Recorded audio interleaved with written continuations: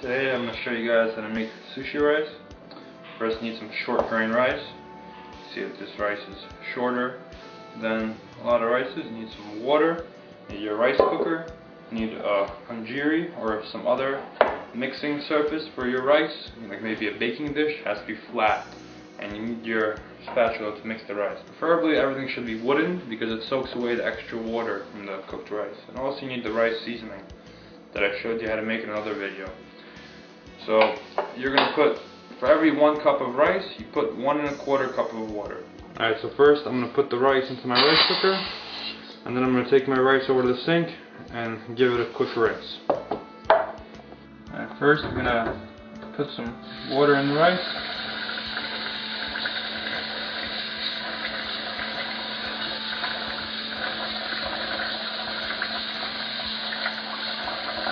You can see that the water is very cloudy, and you're going to mix the rice gently, making sure not to break any of the grains,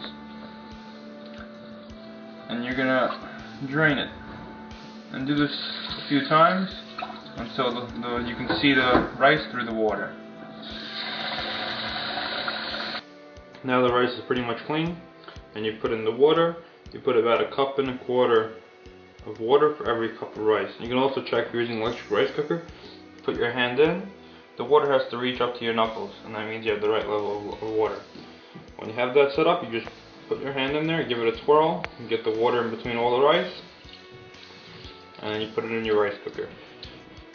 Now our rice is cooked, and we have our hanjiri. You have to make it wet, put some water, let it soak in, take our spatula, make it wet, take our bowl of rice, you push down the sides, and we flip it over.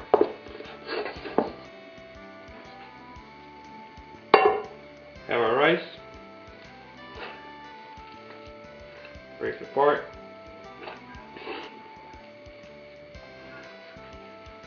now we start mixing it. Now I have my rice seasoning, pour it over the spatula, and go all over the rice. Give it the flavoring, make it a little more sticky. I have that, and I put all my rice over to one side. What I'm going to start doing is I'm going to start working with it to try to break up all the rice into individual pieces. So I move one piece here, and I start working on it like so. Cutting it to break it up.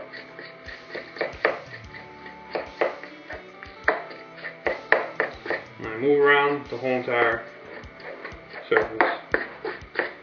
And I'm continuing throughout the surface of the rice, breaking it down, like fan-like movements.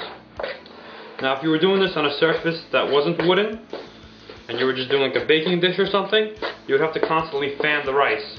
Because what this does is, as I'm moving it around, the extra moisture is getting taken off the rice. So that's why you need to constantly fan it if you don't have a wooden surface, in order to get rid of the moisture. Move it around to the side.